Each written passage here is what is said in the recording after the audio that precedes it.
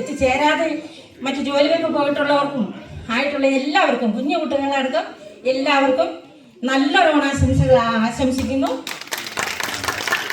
ഒപ്പം വരും നാളുകളിൽ, ഇത് പൊന്നിൻ ചിങ്ങമാസമാണ്, വരും നാളുകളിൽ ഇനി വരുന്ന ഈ വർഷം മുന്നോട്ടുള്ള ദിവസങ്ങളെല്ലാം എല്ലാ കുടുംബാംഗങ്ങൾക്കും നല്ല ദിവസങ്ങളായിരിക്കട്ടെ എന്ന് പ്രാർത്ഥിക്കുന്നു, ആശംസിക്കുന്നു.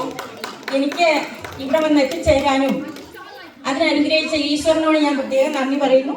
അതിന് എനിക്ക് സാധ്യമാക്കി തന്ന എൻ്റെ മോൻ മിഥുൻ ബി മോഹനോടും അവൻ്റെ പ്രിയപ്പെട്ട ശ്രീമതി അമ്മു, ഞങ്ങൾ ഓമനിച്ച് വിളിക്കുന്നതാണ് അമ്മു, ജോസിലിയോടും എല്ലാവരോടും, ജോസിലിയോടും സ്നേഹം നിറഞ്ഞ നന്ദിയും ദൈവത്തിന് ഒരുപാട് ആരാധനയും നേർന്നുകൊണ്ട് നിങ്ങൾ ഓരോരുത്തർക്കും നന്മ വരട്ടെ എന്ന് പ്രാർത്ഥിച്ചുകൊണ്ട് എല്ലാവർക്കും നല്ലൊരോണം ആയിക്കോട്ടെ എന്ന് ഈ തുടർന്നും എല്ലാവർക്കും ഉണ്ടാകട്ടെ എന്ന് പ്രാർത്ഥിച്ചുകൊണ്ട് നിർത്തുന്നു. പരസ്പരം നമ്മൾ മലയാളികളാണ്, നമ്മൾ ആരും ഒരുപാട് ദൂരം നിന്ന് വന്നിട്ടുള്ള ആൾക്കാരാണ്. പല ഗ്രാമങ്ങളിൽ നിന്ന്, പല സാഹചര്യങ്ങളിൽ നിന്ന്, പല വ്യക്തികളും നമ്മൾ ഓരോരുത്തർക്കും എന്തിനു പറയുന്നു, ഒരു കുടുംബത്തില് 5 മക്കളും അച്ഛനും അമ്മയും ഉണ്ടെങ്കിൽ 5 കുട്ടികൾക്ക് 5 സ്വഭാവമായിരിക്കാം.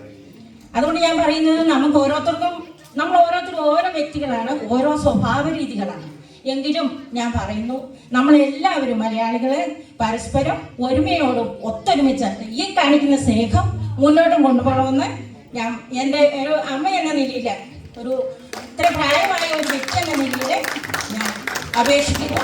ഇവിടെ കൂടിയിട്ടുള്ള എല്ലാ കുടുംബാംഗങ്ങൾക്കും ഓണാശംസകൾ ഒരുക്കുന്നു.